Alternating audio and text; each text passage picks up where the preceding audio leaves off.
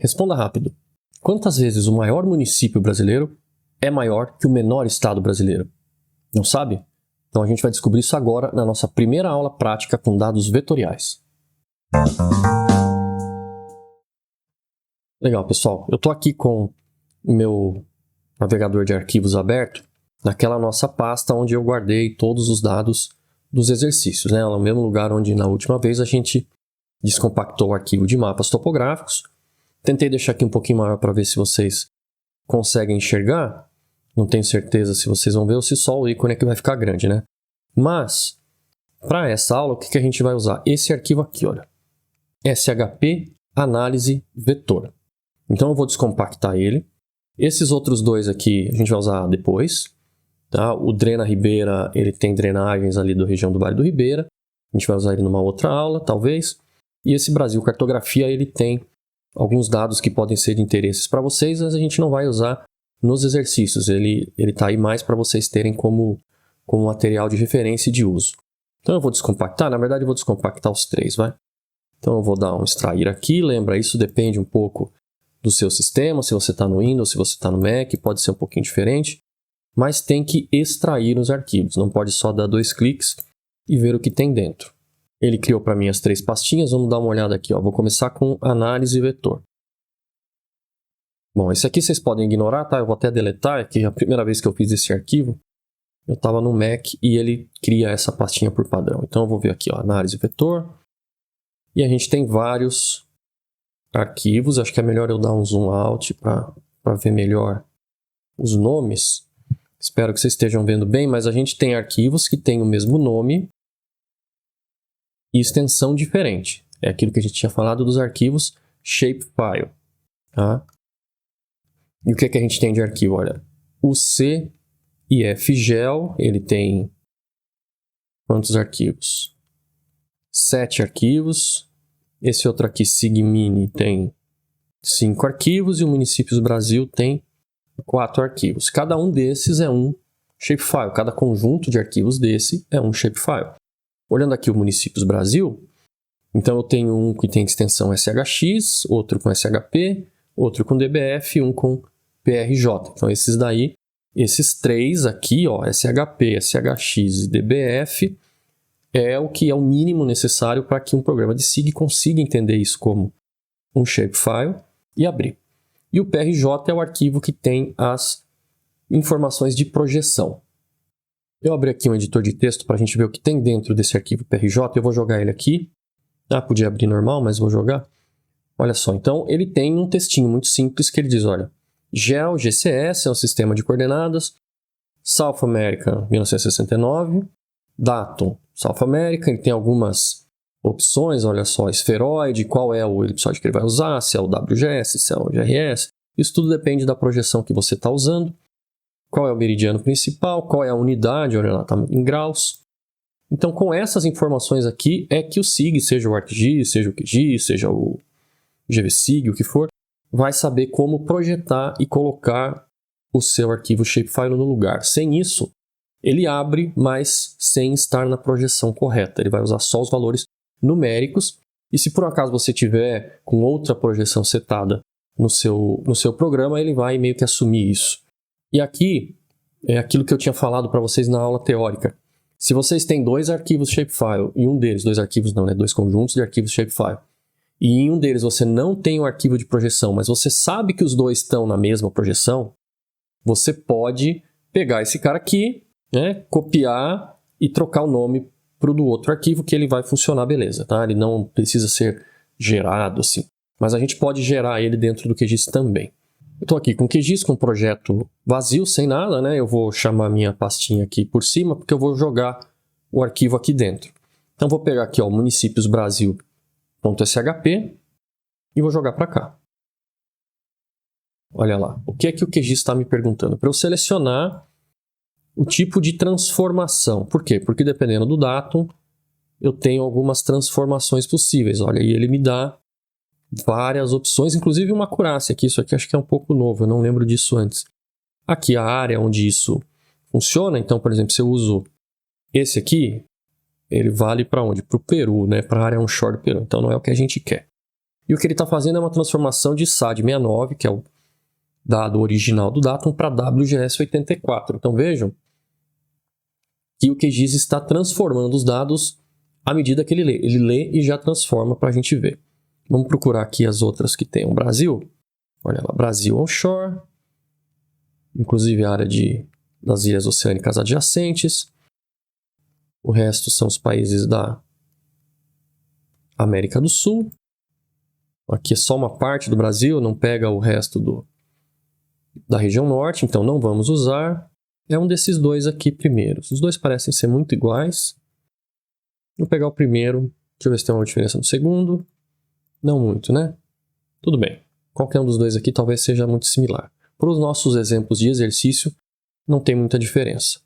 Ok? E ele abriu o nosso mapa do Brasil. Como a gente já devia, né, até imaginar, um arquivo que chama Municípios Brasil tem os limites dos municípios do Brasil. Cada um desses aqui polígonos vai ter, então, um atributo associado no banco de dados. Quer ver? Vamos dar uma olhada aqui. Olha, eu vou pegar esse ícone aqui em cima. Tá vendo? Aqui tem uma setinha de mouse e uma bolinha azul com um I dentro. Então é de identificar as feições. E aí o ícone do mouse mudou um pouquinho, tem um izinho. E eu posso clicar em algum lugar aqui, como por exemplo, neste município. Ver que ele abriu uma tabela aqui com resultados. Ele está fazendo o que? Ele está puxando do banco de dados e mostrando para mim os atributos deste polígono aqui. Que atributos ele tem? Deixa eu mexer um pouco aqui. Esses são os nomes das colunas daquela tabela que é o banco de dados desse arquivo. Vejam que os nomes não são muito grandes, às vezes eles quebram. Olha, nome município, UF Mesomic. E por que isso? Porque o Shapefile usa como banco de dados um arquivo em formato DBF, aquele formato DBase4, que é um formato já um pouco antigo e que não aceita, por exemplo, nomes de colunas maiores do que 11 caracteres. Então tem que fazer essas gambiarras aqui.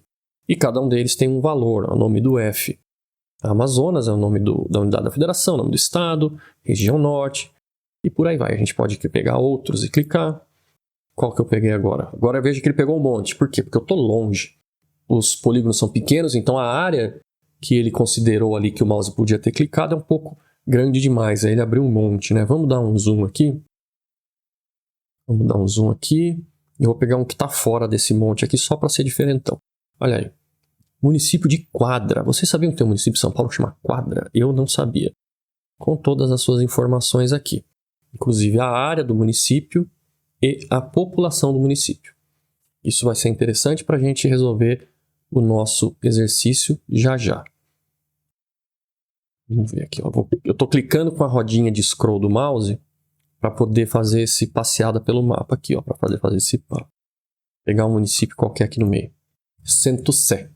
Vê que tem até duas grafias, uma toda em maiúscula, sem acento, uma em maiúscula, uma maiúscula e minúscula com acento. Então, o nome tal como escreve, o nome mais fácil de ser trabalhado no computador, sem acentos para não dar problema. A gente vai falar sobre acentos e nomes de arquivos em breve.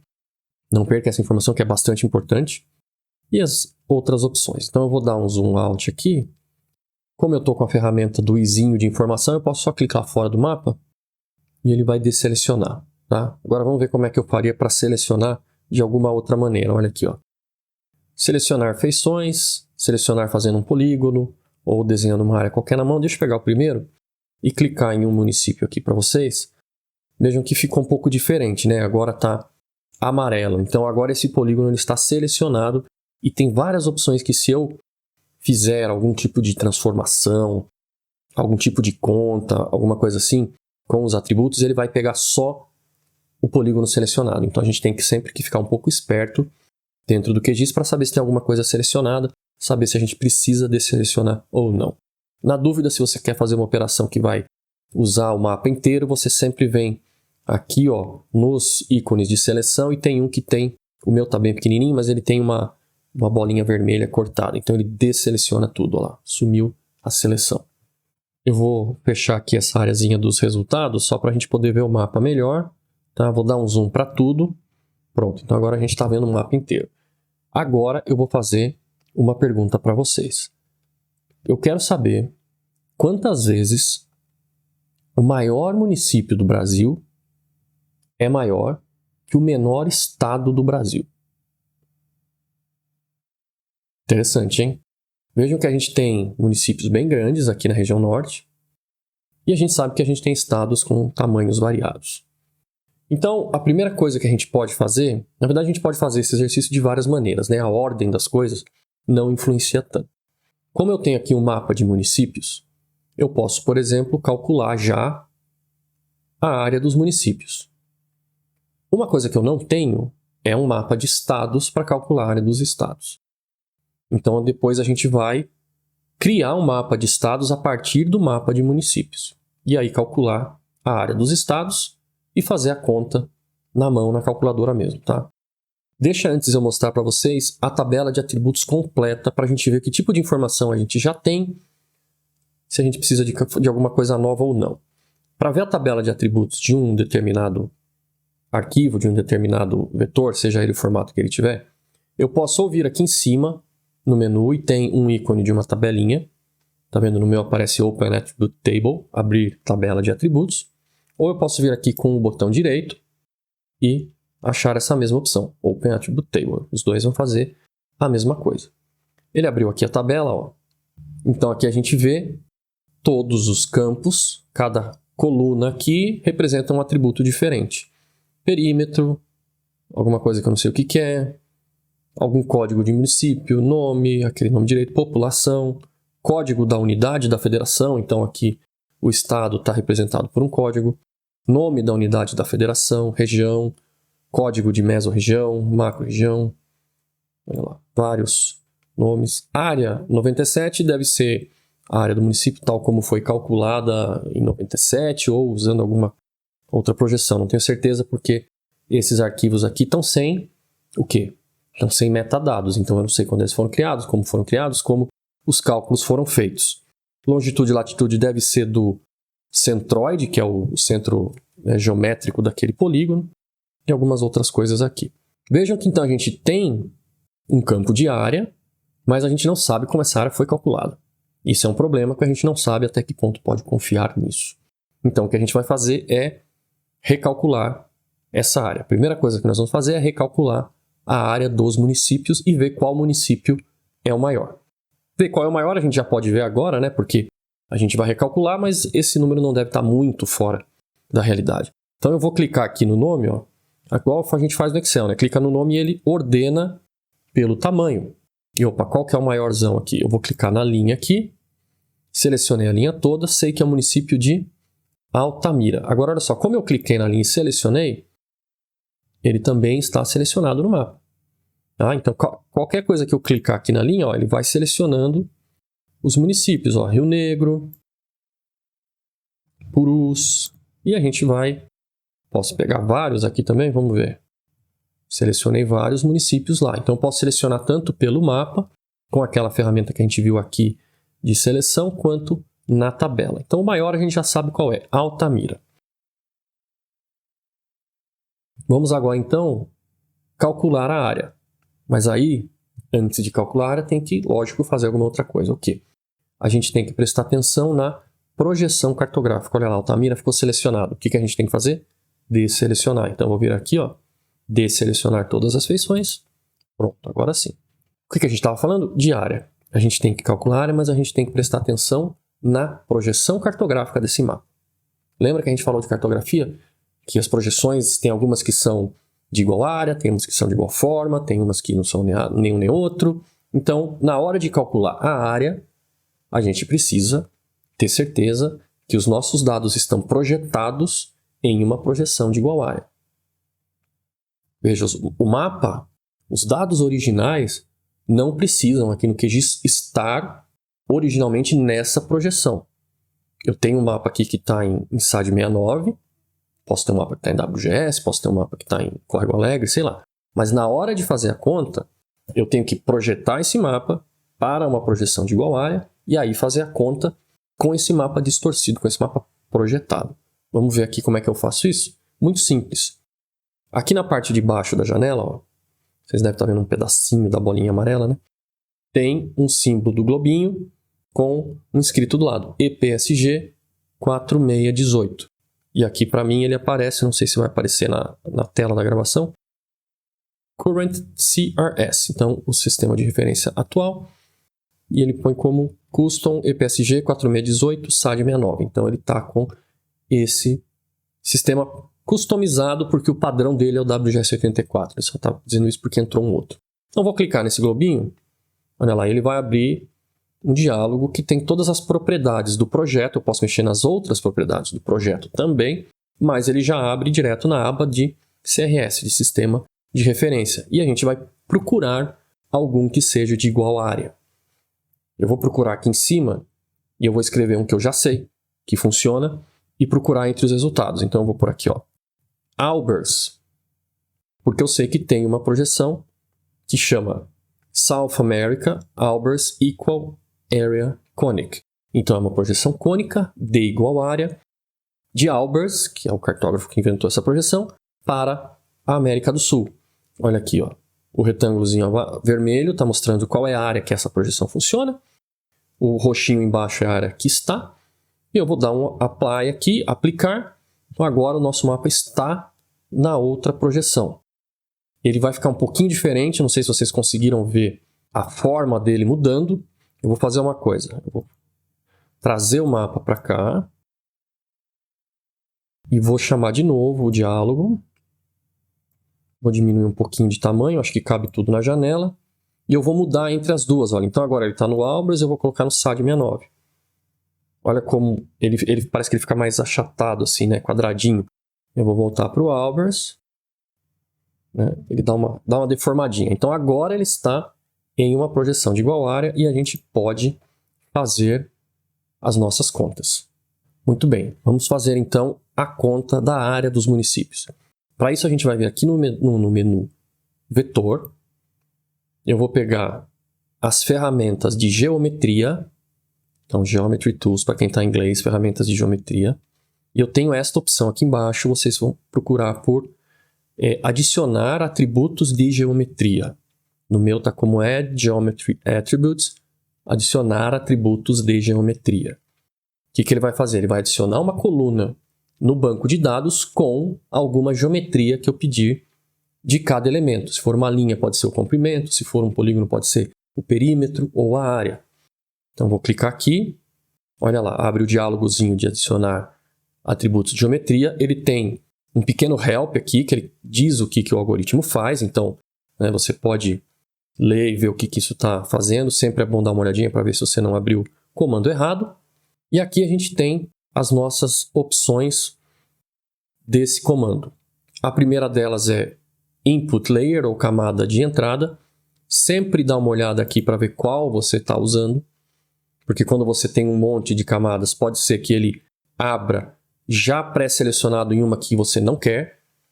Porque ele vai pegar assim, se tiver clicado assim selecionado, ele já traz ela como padrão. E aí você tem 10 camadas e quer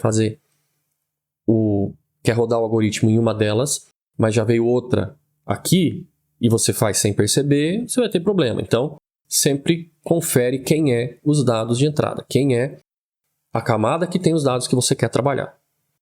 Isso aqui é novo, não tinha nas versões antigas. Ele está dizendo aqui para mim que pode fazer uma iteração em cima do layer e aí ele vai fazer a operação para cada feição do layer e soltar um arquivo de saída diferente para cada feição. Não é o que a gente quer agora, fica tranquilo. Esquece essas opções por enquanto. Olha aqui embaixo. Calcular usando o quê? O sistema de coordenada do layer. Qual é o sistema de coordenada desse layer? SAD69. Então não é o que a gente quer usar.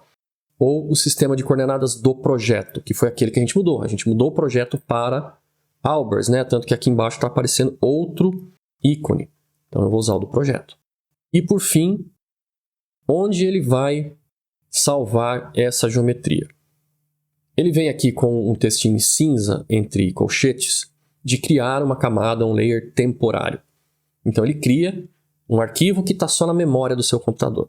Aí quando você fechar o QX, se você não salvar isso como um arquivo de verdade, você perde isso para sempre. O que a gente quer é salvar como um arquivo para ter isso e vocês já verem como salva. Agora, ponto importante. não pode chegar aqui e escrever um nome. Não pode. Porque senão o QGIS não sabe onde salvar. Ele não sabe em qual pasta ele tem que salvar. E ele vai acabar salvando na pasta do programa. Lá no Windows ele vai estar no arquivo de programas, QGIS, alguma coisa assim. E você não vai achar mais. No Mac, então, ele vai salvar dentro, talvez, da aplicação. Você vai se perder. Então, o que é que você vai fazer? Você sempre que for salvar um arquivo, você vai clicar nesse ícone dos 3 pontinhos e procurar o caminho. Então, agora aqui, ó, salvar para arquivo, save to file. Posso salvar como um GeoPackage. Se eu der um save to file, eu vou salvar, eu posso escolher, mas eu vou salvar aqui como um shapefile igual. Ou já posso salvar como GeoPackage. Vamos salvar como arquivo por enquanto para manter o shapefile. Depois a gente faz GeoPackage. Pedi para salvar por arquivo, agora ele quer saber em que lugar. E eu vou procurar a minha pastinha onde eu tenho guardado os outros arquivos da disciplina e vou salvar lá. Vocês salvem em algum lugar que vocês saibam onde é e que tenham acesso depois. Então o meu está aqui dentro da USP, 2021, dados, exercícios, análise vetor, né? Tá, estava dentro da segunda pastinha. Então eu vou pôr aqui, olha, municípios, vou pôr um nome, opa, tá tudo em maiúsculo. Não quero assim. Municípios, Brasil, Albers, para eu saber que está em Albers. E aqui, olha, tem a extensão do arquivo.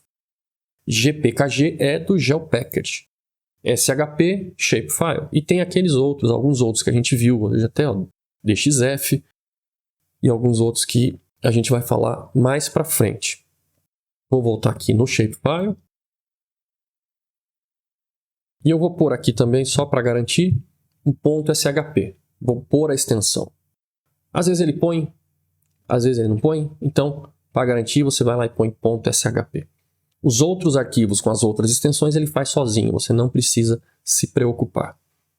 Eu dou um save e o que aconteceu? Nada. Nada porque eu só dei o save ali para dizer para ele onde é o nome do arquivo. Eu não rodei o comando ainda. Tudo bem?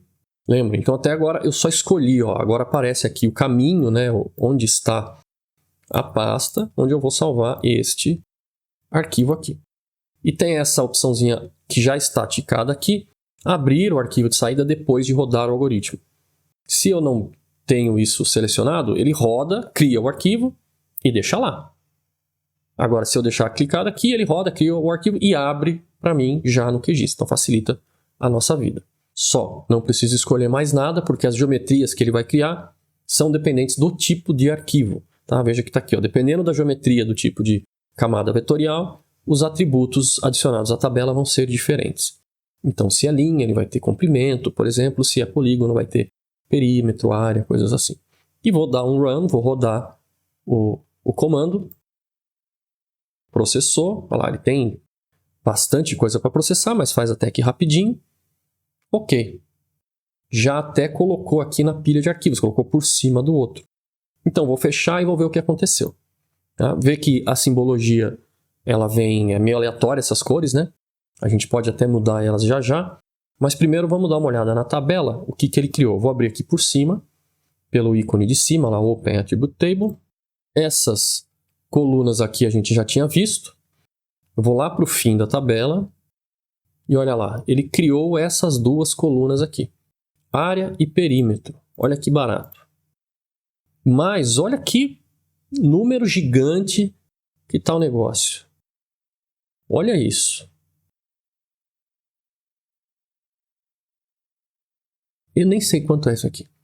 Eu sei que é muito. O que aconteceu? A nossa projeção está em metros. É uma projeção de igual área. E ele calculou, então, esse valor aqui em metros. Lógico, a gente pode trabalhar com a área do município em metros, mas não é uma coisa muito prática. Então, a gente pode transformar isso para quilômetros quadrados. Tá? Aqui está em metros quadrados, a gente vai transformar isso em quilômetros quadrados. E como que a gente vai fazer isso? A gente vai fazer uma conta aqui na tabela. Eu vou olhar aqui em cima e vocês vão ver que existe um ícone com um ábaco. É o desenho de um ábaco, que é a calculadora de campos, ou Field Calculator. Então ela faz conta em cima dos valores numéricos, ou mesmo categóricos aqui dos campos. A gente pode usar os campos e fazer até expressões bem complicadas. A gente vai fazer uma bem simples. As duas opções aqui de cima são as que a gente tem que olhar logo de cara. Então o que eu vou fazer? Eu vou criar um campo novo, vou criar uma coluna nova na tabela, ou vou dar um update no campo que já existe. Vou atualizar um campo. Eu quero criar um campo novo. Então eu dou um nome para ele aqui, que eu vou chamar de área underscore, né, o tracinho embaixo, KM. Que tipo de campo é esse? Que tipo de valor esse campo vai aceitar? Olha só o que ele tem de opção. Número inteiro, whole number é número inteiro, integer. Número inteiro com 64 bits. Número decimal ou número real. Texto, string de texto. E data. O que eu quero é um número decimal, porque se eu ponho o número inteiro, ele vai arredondar. Ele vai truncar o número. E eu não quero isso, eu quero um número decimal. Aqui a gente não vai precisar mexer. E aqui é onde eu vou entrar com uma expressão. Que, afinal, eu quero fazer uma conta na tabela. Então eu vou usar uma expressão. Qual vai ser a expressão? Eu quero converter aquele valor que está de metro quadrado para quilômetro quadrado. Como é que eu vou fazer isso? Primeiro eu vou vir aqui nesse campo do meio e vou procurar o nome do campo que eu quero fazer a conta. Então, estou aqui, ó, Fields and Values. Tá? Contém a lista dos campos que tem a tabela. E aí ele põe para mim tudo que tem na minha tabela. Olha só. Qual campo a gente quer fazer a conta? Aquele área novo, né? Que ele criou sozinho em letra minúscula. Então, eu vou dar 2 cliques aqui. Ver que ele coloca a área entre aspas duplas e aspas simples tem diferença. Área dividido por 1 milhão. Porque eu estou saindo de metro para quilômetro quadrado. Né? Então, 1000 vezes 1000. Dividido, vou pôr aqui a barrinha de dividido, podia clicar aqui também. Ó. Dividido por quanto? 1 milhão. Posso escrever 1, 2, 3, 1, 2, 3? Posso. Posso escrever de outro jeito também. Ó. 1 e 6. Funciona da mesma maneira, tá? A notação científica facilita escrever 1 e 6 do que 1 seguido de 6 zeros.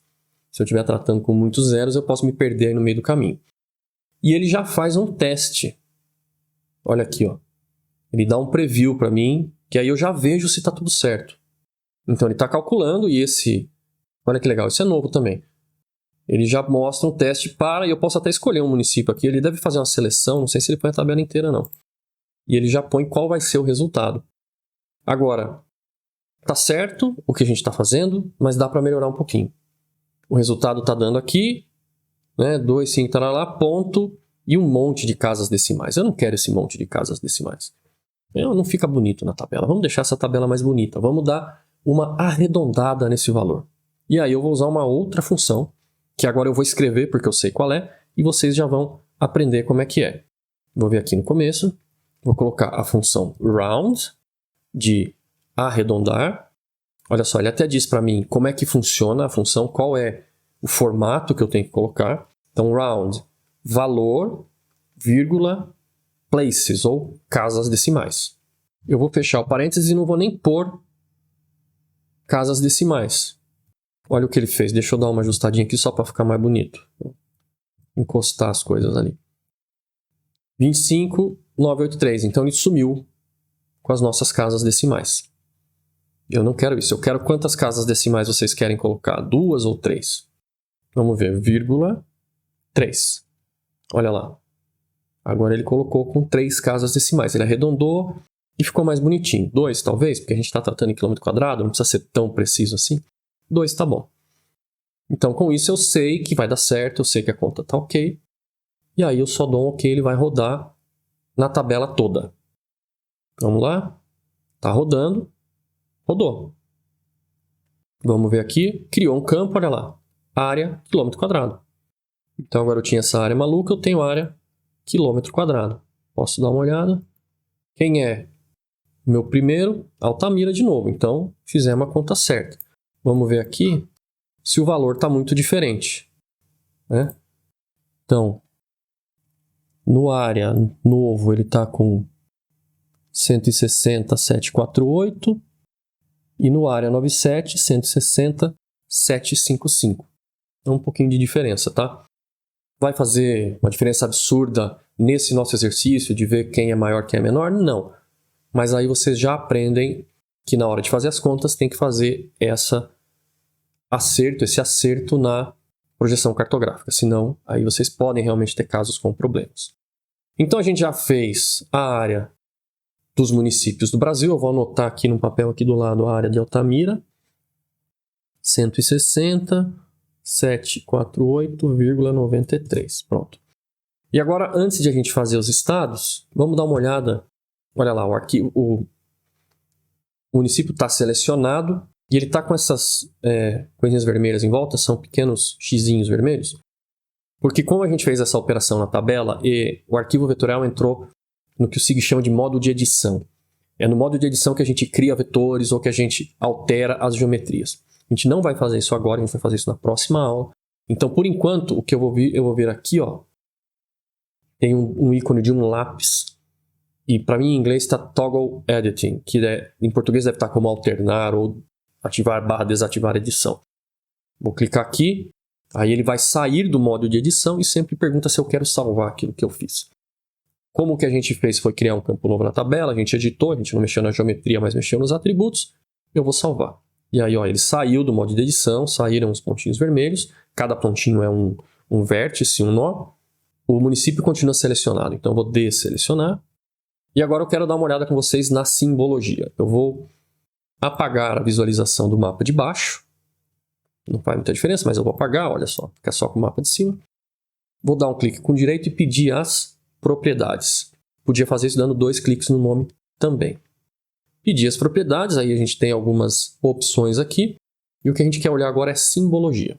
Então, como é que está feita a simbologia? Ele está com a opção de single symbol, símbolo único. Todo mundo tem o mesmo símbolo. Se eu mudar a cor aqui, todo mundo vai ter, e dou um aplicar, ó, todo mundo ganha a mesma cor. Todo mundo fica com o mesmo símbolo. A gente também pode ter a opção de rachura, tem um monte de coisa para vocês brincarem aqui.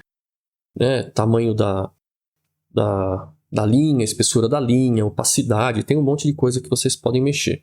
Se vocês vierem aqui no Simple Fill, aqui vocês podem mudar as opções individuais ali, como cada polígono vai ser desenhado. Eu posso mudar a cor da linha, espessura da linha e tipo da linha, tracejada ou não. E aí ele muda para todo mundo lá. Olha só que beleza. Tá? Deixa eu voltar isso pelo menos para uma corzinha preta aqui, né? Porque aquela linha ali está muito ruim. Voltou, ok. Agora, o que a gente pode fazer também? A gente pode mudar a simbologia. Olha só. Eu tenho a opção de fazer regras, eu tenho a opção de fazer por categoria, eu tenho a opção de fazer uma escala de cores gradual. Vamos dar uma olhada na categoria. Então, categorizado, por que valor? Ele precisa de uma tabela, uma coluna na tabela, onde ele vai buscar os valores e categorizar isso aí dentro. Se eu pegar alguma coisa como nome do município, talvez não dê certo. A gente escolhe e manda classificar. Olha, aqui tem um classify, classificar. E aí ele já apitou. Né? Um número muito alto de classes. Seriam 5.234 entradas, o que, né, não pode ser aquilo que você está esperando. Não dá ok? Ele ainda vai fazer, ó, ele vai botar uma cor, ou uma classe, uma categoria, para cada um dos municípios, porque são todos diferentes. Agora, se a gente escolher outra coisa, como nome da unidade da federação, e pedir para classificar, agora ele dá um aviso dizendo que vai mudar a classificação, se você está certo de fazer isso, não ok. Agora ficou um pouco mais interessante, né? Agora tem menos opções aqui. Um para cada unidade da federação, um para cada estado e um xizinho interessante aqui que a gente vai ver o que é. Todos os outros aqui é aqueles que não tiverem uma categoria naquele campo que eu escolhi. No nosso caso aqui não tem nada. Deixa eu dar um aplicar. E aí a gente já vê, ó, vou dar um ok, que cada estado ficou com uma cor, ficou com uma categoria. Olha que interessante. A gente já vê um mapa de estados. E aquela areazinha vermelha, o que era? Era a área aqui, ó. Deixa eu mostrar para vocês. Não sei se vocês sabem, mas existe uma área de litígio aqui entre os dois estados, entre o Piauí e o Maranhão. E eu vou pegar, cadê? O izinho. Vou clicar aqui na área de litígio, são 3 pedacinhos. Então, o que está escrito aqui? Ó, litígio Ceará, Piauí. Desculpa, errei o estado. Ceará, Piauí. A área, código, era nome UFX, porque não pertence a nenhum estado, então os dois estão brigando. Eu não sei quem quer a área, quem não quer. Não sei se é o Ceará que quer pegar do Piauí, o Piauí que quer pegar do Ceará.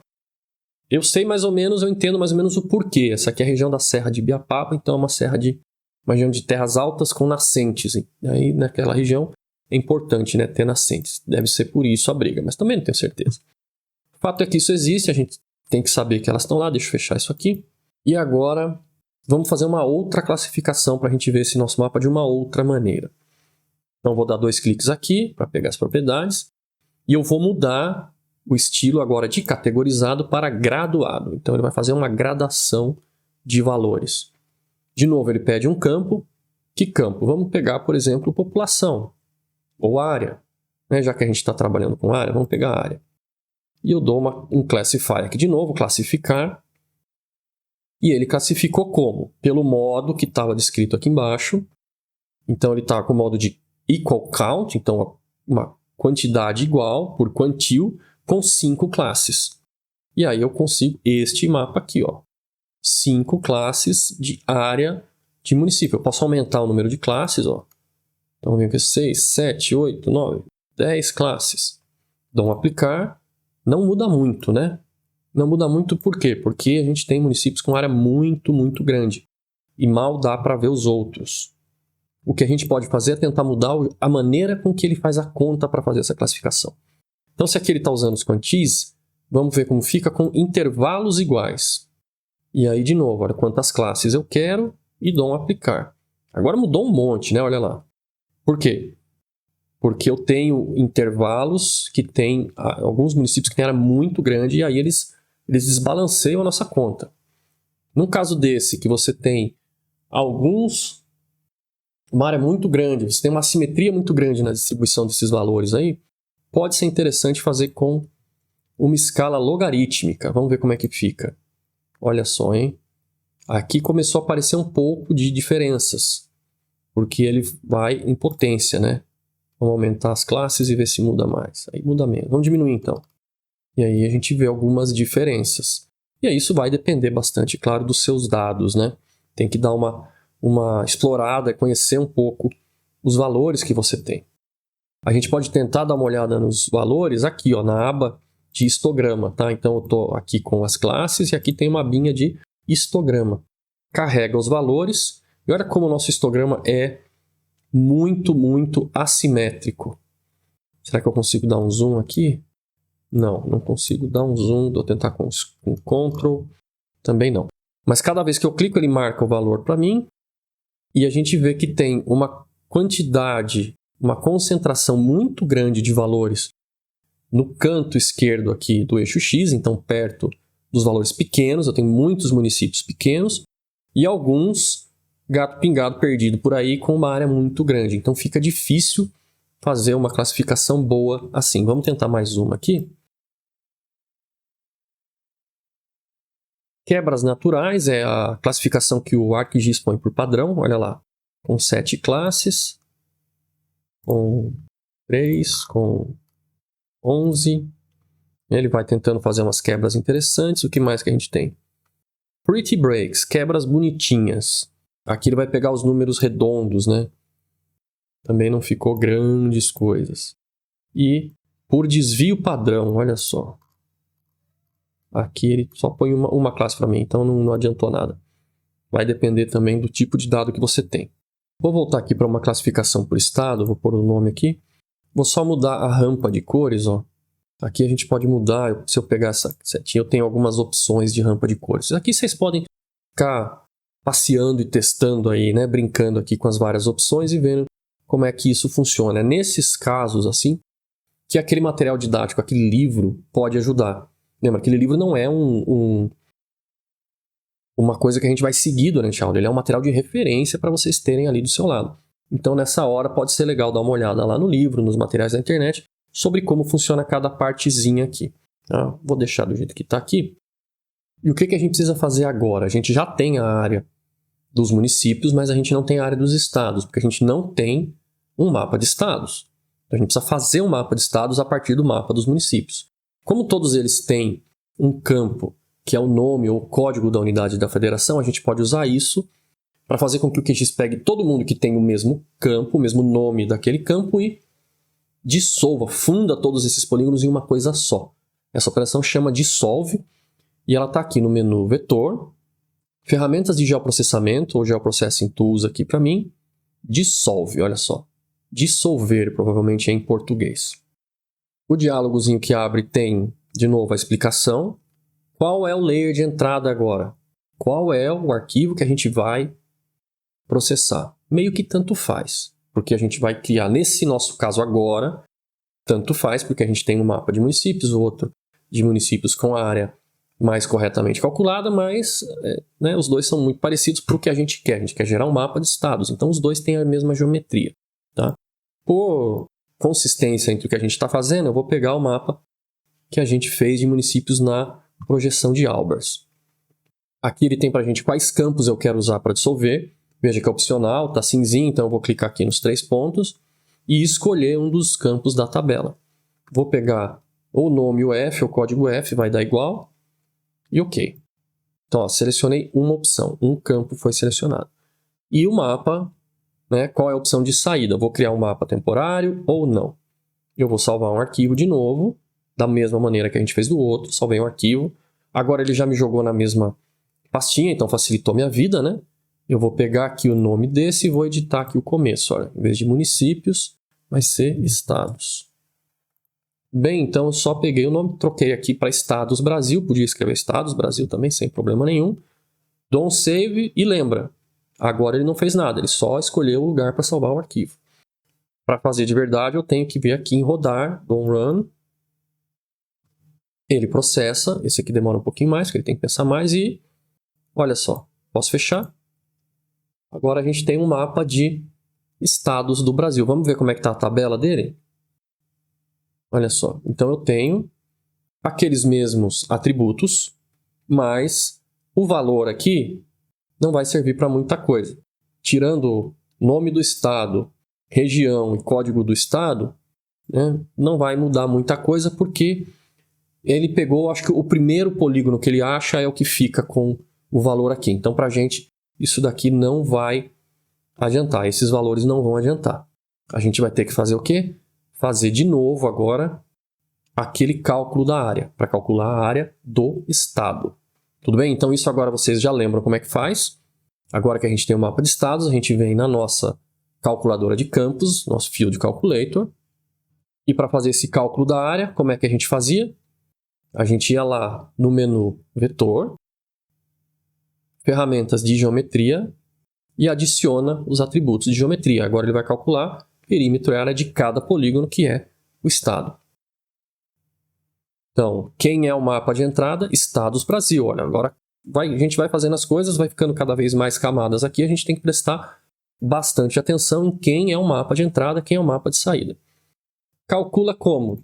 Usando o CRS do projeto, que é aquele que a gente tinha colocado do Albers, e onde vai ser salva a geometria. Então, vou salvar para um arquivo, Estados Brasil Albers, vou mudar o nome aqui no finalzinho. Vou pôr Geom para saber que eu fiz a geometria. Ok, e roda para fazer. Pronto, então agora eu tenho um mapa novo. Vamos dar uma olhada na tabela de atributos dele. Eu vou pegar aqui com o mouse e botão direito, abrir tabelas de atributo. De novo, aqueles mesmos campos de antes. E agora eu tenho um área 2, perímetro 1. Porque já tinha um campo chamado área, já tinha um campo chamado perímetro. Então ele, né, botou um número a mais ali, né? Quer dizer, já tinha 2 chamado área, que tinha o área quilômetros, por isso que ele pôs 2 e não 1. E é esse campo aqui que a gente está preocupado. É esse campo que a gente quer o valor para fazer a nossa conta. Mas ele também está em metros quadrados, então a gente também tem que fazer aquele processo de converter para quilômetros e arredondar. Então vou pegar a calculadora de campos, que vocês já sabem como fazer. Vou escrever já direto o nosso round, porque afinal A gente vai fazer o arredondamento. Campo. Quem é o campo? Área 2, dou 2 cliques, ele chama área 2, dividido por 1 e 6, né? Vírgula 2. Por quê? Porque é essa conta aqui, o valor dividido por 1 milhão, arredondado para 2 casas decimais. Foi isso que a gente fez no outro, né? Então aqui, ó, tá aqui um preview, tá calculando direitinho, significa que tá tudo certo. E podemos fazer o quê? Não podemos dar o OK. Por que eu não posso dar OK? Porque eu esqueci de alguma coisa. Se ele não deixa dar OK porque tem alguma coisa errada, ou eu esqueci de clicar em algum lugar que eu precisava. Esqueci de fazer o quê? Definir o tipo de campo. E que tipo de campo tem que ser? Tem que ser um campo do tipo número decimal, para a gente ter, né, os décimos ali no número. E o nome a gente também tem que dar, então eu vou chamar de área KMUF, de unidade da federação. E agora sim, ó, liberou o botãozinho de OK. Rodou. Cadê a nossa área? Está aqui. Vamos agora ver quem é que tem a menor área. Então eu vou dar uma organizada aqui na tabela. A menor área corresponde a ninguém, porque é aquela área de litígio, né, entre Ceará e Piauí. Não pertence a nenhum estado. A segunda menor área é o Distrito Federal, que não é o que a gente quer também. A gente quer os estados. Então o menor dos estados é o estado de Sergipe. Vamos ver qual é a área dele. Área UF, 21.976,64. Então, eu vou marcar aqui, ó, 21.976,64. E agora eu vou fazer a conta na calculadora. Vou trazer uma calculadora aqui. Então, quanto será que vai dar? Essas alturas você já deve ter feito. Se a gente estivesse na aula de verdade, na aula presencial, eu já teria feito um bolão, escrito na lousa ali o nome das pessoas e os chutes de cada um. E aí a gente vê qual que é. 7,31. Então a gente vê que o município de Altamira, na região norte, é 7,3 vezes maior que o estado do Sergipe. Olha só que interessante, como a gente tem diferenças regionais brutais no Brasil. O estado ficou com aquele vermelhinho da edição, né? Porque a gente fez a operação na tabela, então eu vou sair da edição. Salvei, desselecionei o estado e pronto. Então, esse era o exercício de hoje. A gente pegar os arquivos shapefile, entender como eles funcionam, né, ver eles sendo utilizados, fazer algumas operações básicas para vocês começarem a ficar um pouco mais confortáveis no QGIS. O que é que eu posso fazer aqui agora para mostrar para vocês uma pequena diferença? Eu vou pegar aqui, talvez, o municípios, que está com essa corzinha, e eu vou clicar com o botão direito nele, e eu tenho uma opção de exportar. Eu vou salvar como? Eu vou salvar as feições como? Eu vou salvar isso como um outro formato de arquivo. Então, eu tenho aqui todas as opções, olha só. Desde o Shapefile, KML, do Google Earth, coisas assim. Primeiro eu vou procurar o lugar. Então, aqui eu vou salvar como municípios em formato. Olha só, ele já deixou ali. Deixa eu ver o que ele faz se eu der aqui. Porque eu quero salvar isso em GeoPackage, tá? A primeira opção ali, ó, GeoPackage. Então, olha, ele vai salvar como municípios GPKG. O nome, o sistema de coordenadas, olha que interessante. Aqui eu tenho um layer, uma camada que está em SAD69. Eu posso vir aqui, por exemplo, e colocar outra projeção, outro sistema. E ele vai fazer essa conversão e salvar com o outro sistema. Então é uma maneira super fácil de converter sistema. Qualquer dado, isso vale para raster, isso vale para vetor no QGIS. Você dá um salvar como e muda o sistema de projeção. Deixa eu colocar aqui WGS 84. Qual que é o primeirão lá em cima? WGS 84, aqui. Olha lá. EPSG 4326. Esse aqui do mundo inteiro. Então agora está em WGS. Vou até mudar o nome. Eu vou por municípios. WGS 84. Não vou mexer em mais nada e vou dar um OK. Salvou. Vai me pedir para acertar a projeção, porque o projeto está em outra coisa. E está lá. Ó. Então, agora cadê a minha pasta? Aqui, análise vetor, eu tenho os arquivos onde eu estou. Tá? Estados, municípios WGS84, GPKG. Então, se eu quiser mandar esse arquivo para alguma outra pessoa, eu posso mandar só o GPKG. Acabou, boto isso aqui no e-mail e mando para outra pessoa. Não tem problema, vai o arquivo todo. Se eu quiser mandar um shapefile para outra pessoa, o que eu tenho que fazer? Tenho que pegar os 3, ou 4, ou 5, ou 6 arquivos e mandar juntos.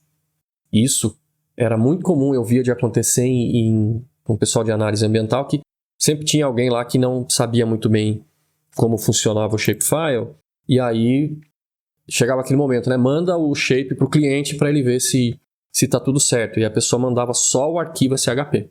E aí não funcionava. Por quê? Porque precisa dos outros. Então lembra, se você precisa mandar o shapefile para alguém, você vai precisar de todos. Se não, você pode usar, pode comprimir ou pode mandar tudo junto, mas tem que mandar todos os arquivos. No GPKG você pode mandar só esse cara aqui e já está tranquilo. Vou voltar aqui para a tela inteira, só para a gente conversar de mais uma coisinha antes de finalizar essa aula, que é uma coisa bem, bem importante, que é nome de arquivo e de pasta.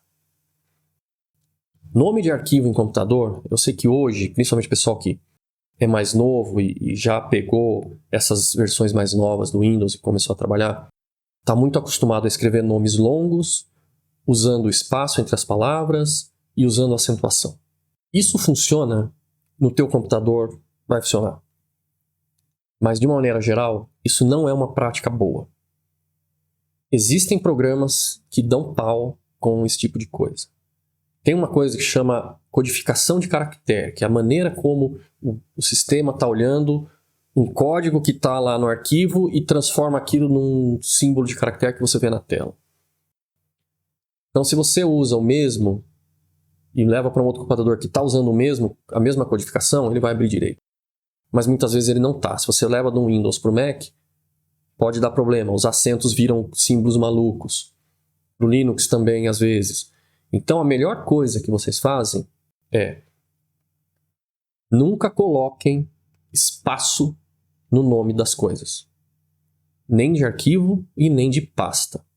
As pastas, ou os diretórios, como é o nome mais próprio delas, com espaço no nome são um problema sério. E eu já vi muita gente ficou uma semana se debatendo com um erro que estava dando de um software. E ali depois veio pedir ajuda. Não, deixa eu ver a mensagem de erro que está dando. E aí o programa, ele mandava uma mensagem de erro na tela, né? Não era só aquele negócio de pau, aquele pan do Windows assim. Não, tinha uma mensagenzinha de erro. E ali eu fui ver que ele não conseguia entender um dos caracteres do nome da coisa. E ali eu falei, tenta colocar isso numa pasta que esteja todas elas, né, as pastas e as subpastas, todas muito simples, com nomes sem espaço. E aí funcionou. Porque o espaço ele é um problema. Então, acostumem-se a não colocar espaço, nem acento, nem caractere especial nos nomes das coisas. Nem acento, nem cedilha, nem nada. Em vez de espaço, usa aquele tracinho baixo, que é o underscore, ou o tracinho normal. E aí você consegue fazer as coisas de uma maneira que você sabe que vai funcionar, mesmo que você tenha que levar para outro computador. E também dê nomes decentes para os seus arquivos. O que eu falo com nome decente? A gente vai começar a ver mais operações no SIG, e quando chegar até nos rasters e nos modelos de terreno, a gente vai sair de um raster e derivar outros, a gente vai calcular outros a partir de um. E ali a gente tem que prestar bastante atenção no nome, a gente tem que tentar colocar nomes que digam pra gente o que o arquivo é, como ele foi criado, o que ele foi feito. Nomes, se possível, sintéticos, mais descritivos. É muito melhor você ter um nome que seja um pouquinho mais longo, mas que diga o que aconteceu, né? Por exemplo, aqui, a gente usou municípios, Brasil, G1. Então, assim, eu sei que eu calculei a geometria. WGS84, eu sei que ele está em WGS84. E isso é muito mais descritivo e vai ser muito melhor para você, porque vocês sabem que a nossa memória não é grandes coisas. Hoje eu sei o que eu estou fazendo ali, mas daqui a um mês não. Quando vocês estão fazendo as suas pesquisas, na pós ou depois, é muito fácil a gente esquecer do que é que foi. e dali a um mês, 2, às vezes você submeteu um artigo, o relator pediu para fazer alterações, você vai voltar nos dados para ver o que era, 3, 4 meses depois, o que era o mapa 26A? Não é mais nada. O que é o meu mapa 2? Né? Arquivo, vetor, agora vai. Não, isso daí não funciona, gente. Ponha um nome que você vai lembrar o que é. E como último conselho, agora que a gente está começando a trabalhar com SIG, é o seguinte, principalmente para quem está começando a mexer com SIG e não está muito acostumado com os comandos e essas coisas. Faça um caderninho. E é de verdade, faz um caderninho com as coisas que você fez. Pega um caderninho e põe, olha lá, análise do vetor. 1, abrir o vetor. 2, menu vetor, opção, né, dissolve, coisas assim. Comando dissolve, parâmetro tal, parâmetro tal, parâmetro tal.